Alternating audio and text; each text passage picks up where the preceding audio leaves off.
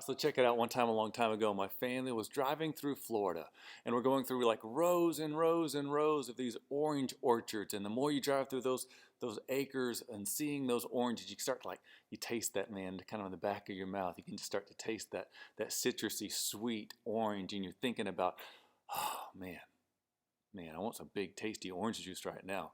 So after driving through hours and hours of seeing oranges and thinking about oranges, we drove into a diner. It's kind of a cool old style diner, and they've got oranges in the window, and they promote that they've got orange juice. So we sit down, and I order a big glass of orange juice. And the waitress, she kind of reminds me like a Flo kind of character. She's all like, sorry, you can't have orange juice because the machine's broken.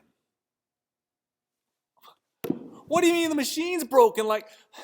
There's oranges here. Can you just give me an orange and I'll squeeze it into a cup? But there's a mentality of well, if the machine's broken, then we just can't do anything. We don't know how to feed ourselves. And I might be talking about the Bible now, right?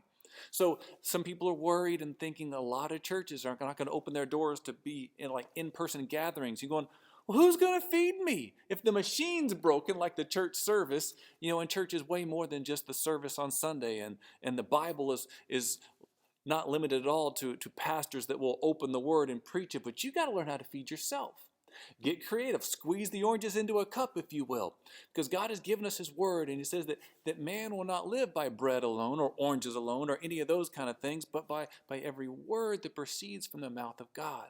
So I hope that you get really good at feeding yourself in this season. If we're in quarantine and you're worried about getting fed, one of my pet peeves as a pastor is hearing people say, I just don't like that church because I'm not getting fed. Feed yourself. So look at the words of Jesus, and we're thinking about food. I just want to kind of kickstart maybe a discussion for you, maybe kickstart a hunger for God's word, because Jesus says this in Matthew 5. So you're the salt of the earth. But if the salt should lose its taste, how can it be made salty? It's no longer good for anything. It will be thrown out and trampled under people's feet. Now think about this, especially in light of quarantine. You are also a light of the world. A city situated on a hill, it cannot be hidden. No one lights a lamp and puts it under a basket, but rather on a lampstand, and to give light to the whole house. In the same way, let your light shine before others, so that they may see your good works and give glory to the Father in heaven. It's the word of the Lord. So I hope that right now, God gives you such a hunger in your heart. He pierces your heart with the desire for his word. And the more that you feast on that word, you become salt to the earth. The more you feast on his word, you become like light to the world. And they will not give glory to you because you know so much Bible, but they'll give glory to our Father in heaven because he loves us. So God bless you as you dig into his word. I pray that you're blessed with great faith and hope and love.